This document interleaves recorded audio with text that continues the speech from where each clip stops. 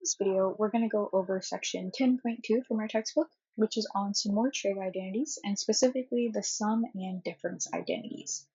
So we'll start with this here. We're just going to look at this visually.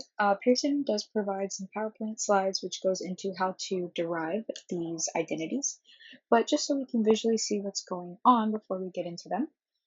Let's suppose we have two angles, A and B, in standard position on a unit circle, and B is going to be less than A, and then S and Q are going to be the points on the terminal sides of these angles. So visually what's happening here is first we have our angle A in red in standard position starting here on our positive x-axis. Moving to this is our terminal side here, and this will be our point S. Then our angle B is in green here, also an angle in standard position, and then it's given by this point Q here. Now, if we were to take the difference of these two, it would actually end up being this angle in blue here, A minus B. And we can see that that's the case. If we have angle A over here and we take away the same measure of angle B, which is about this here, we end up with this new terminal side and this new angle A minus B. So visually that's what's happening, and then like I said, if you want to take a look at how we derive these identities, that is on the Pearson PowerPoint slides. So these are the identities. We have cosine of a sum or difference, and sine of a sum or difference, and tangent of a sum or difference. And then we have the unit circle here. We'll be referring to this guy throughout the examples. So let's look at this first example here. We want to use a cosine sum or difference identity to find the exact value. So what this means is we want to rewrite this angle here in terms of either an A minus B or an A plus B angle, so that it is easier to find the exact value.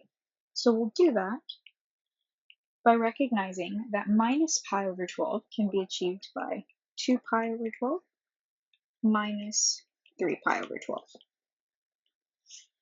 Okay. Now, simplifying these guys a little bit, this gives us cosine of pi over 6 minus cosine of pi over 4. So for this one, just dividing the top and bottom by 2, and this one dividing the top and bottom by 3. Now notice, this looks like the cosine of a difference of two angles here.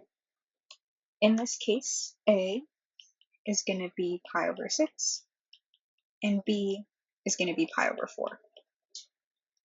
So this identity tells us that cosine of the difference of these two angles is equal to cosine of our first angle A times cosine of our second angle B plus sine of angle A times sine of angle B. Now we know that cosine of pi over 6, referring to our unit circle here, is going to be root 3 over 2, and cosine of pi over 4 is going to be root 2 over 2. So this first term is this here.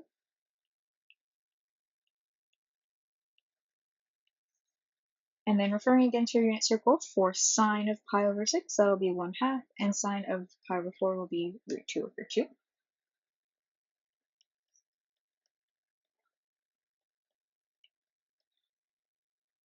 So multiplying these guys, we'll get square root 6 over 4. And then for this term here, we'll get square root 2 over 4. So then our exact value for this guy is square root 6 plus square root 2 all over 4. So that's how we would use a cosine sum or difference identity to find the exact value of this guy. Alright, let's do another example for a sine function now. We have sine of 7 pi over 3, and we want to do the same thing to find the exact value. You'll notice we can rewrite this guy as sine of 4 pi over 3 plus 3 pi over 3. Adding these two together will give us 7 pi over 3. Now what we can do here is we'll simplify this guy. So our two angles become A is 4 pi over 3, and B is just pi by simplifying 3 pi over 3. All right, so this is a sine sum identity. So we're going to use this guy to find our exact value. So this is going to be equal to sine of our first angle A times cosine of our second angle B plus cosine of our first angle A over sine of our second angle B. Now going back to the unit circle, sine of 4 pi over 3 is going to be minus root 3 over 2. We also want to find cosine of pi. We know that's going to be minus 1. So our first term here is going to be negative root 3 over 2 times negative 1. And then we want to find these two values here. So cosine of 4 pi over 3 is minus 1/2. And then sine of pi is going to be 0. So this term here actually goes away because we have minus 1/2 times 0. So this whole thing is equal to 0. So 0. Okay. So we just have this term here. This gives us root 3 over 2. And this will be our final answer, or our exact value.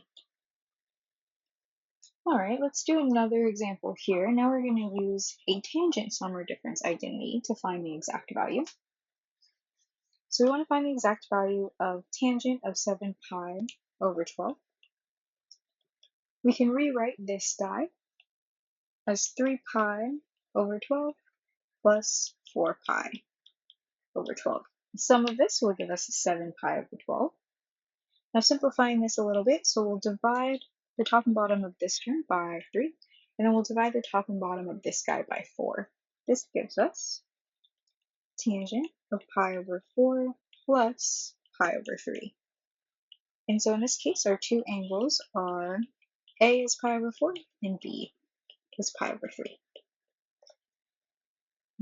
Now this is a tangent sum identity. So we're going to use this guy here to find our exact value. So this becomes tangent over angle A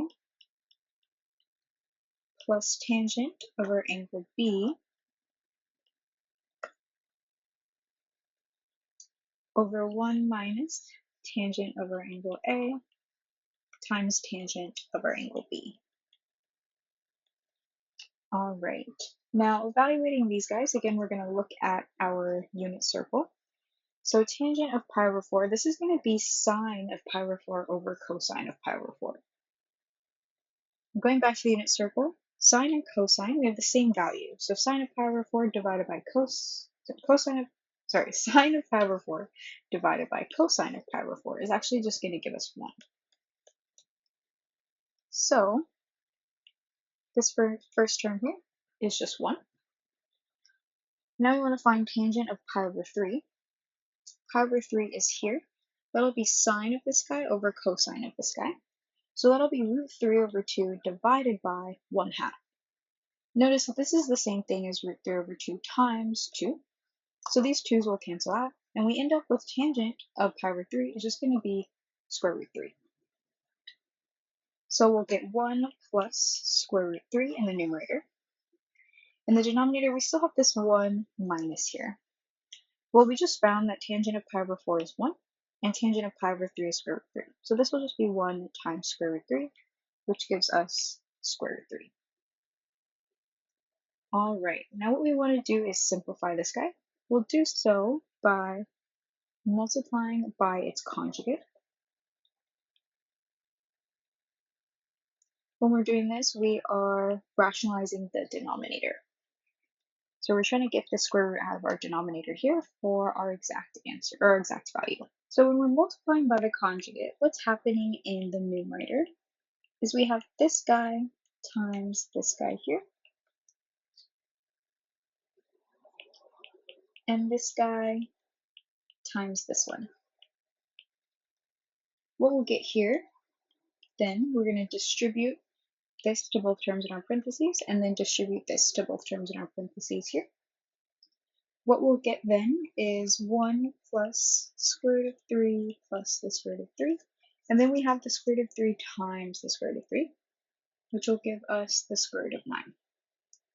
Now in our denominator here, doing the same thing, so we're going to distribute these guys. We'll have 1, and then we'll have plus square root of 3 and minus square root of 3, so that'll cancel. And then we have plus square root of 9.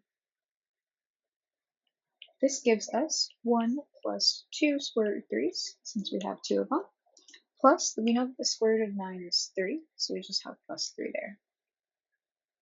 Similarly, in the denominator, and actually I think I dropped a sign here, this should be 1 minus square root of 9. Okay.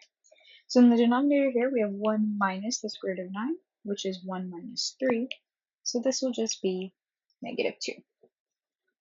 Okay, now simplifying this a little more, we have 1 plus 3 in the numerator, so this becomes 4 plus 2 square root of 3, and this is all over negative 2. So what we're doing here is we're dividing by negative 2 for this term and this term.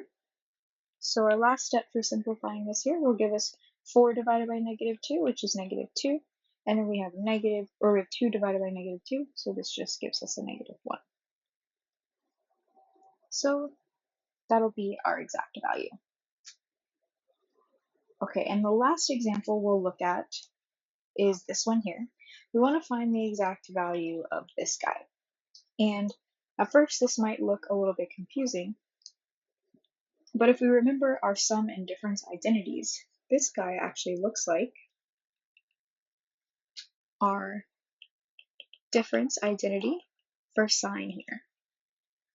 That's exactly what this formula is when A, our first angle is 87 degrees, and B is 42 degrees. So we know that this guy is exactly equal to this here. We can evaluate this.